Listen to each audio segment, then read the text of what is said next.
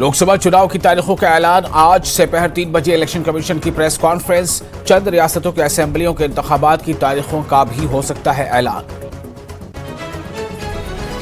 इंतखाबात की तारीखों के ऐलान से कबल अहले वतन के नाम वजीर आजम नरेंद्र मोदी ने लिखा खत, उम्मीद जताई कि लगातार मिलती रहेगी हिमायत।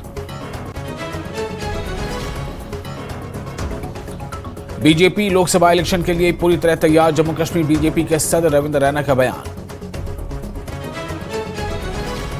इलेक्शन कमीशन से नहीं है कोई उम्मीद, नेशनल कॉन्फ्रेंस के नायब सदर उमर अब्दुल्ला का बयान। कहा, बुनियादी हुकूक से रखा गया है महरूम। गुपकार अलायंस की मुमकिना मीटिंग के बारे में नहीं है कुछ मालूम। कहा, वो नहीं है पीएचडी के नुमाइंदे।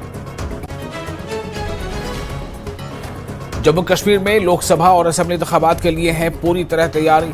कांग्रेस तर्जुमान साहिल शर्मा का बयान। लोगों की उमंगों को मद्देनजर रखते हुए इलेक्शन कमीशन की जानिब से असेंबली इंतखाबात की तारीखों का ऐलान करने की भी उम्मीद। पीडीपी के सीनियर लीडरों पर बीजेपी ने डाला था दबाव। पीपल्स डेमोक्रेटिक पार्टी के सदर महबूबा मुफ्ती का इल्जाम। कहा, उनको समझते थे सबसे बड़ा खतरा नए नौजवान लीडरों के लिए पुरुम्मीद। पीएचडी अब भी मजबूत, दरारें और गलत फहमियों को किया जा रहा है दूर।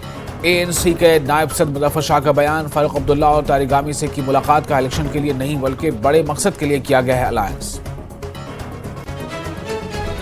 अब्दुल्ला, मुफ्ती और गांधी नेहरू खानदान जम्मू और कश्मीर को फिर ले जाना चाहते हैं तबाही की जानिब। बीजेपी के कौमी जनरल सेक्रेटरी तरुण चुग का बयान। कहा, कश्मीर के लोग अब कर रहे हैं पुरअमन तरक्की का तजुर्बा।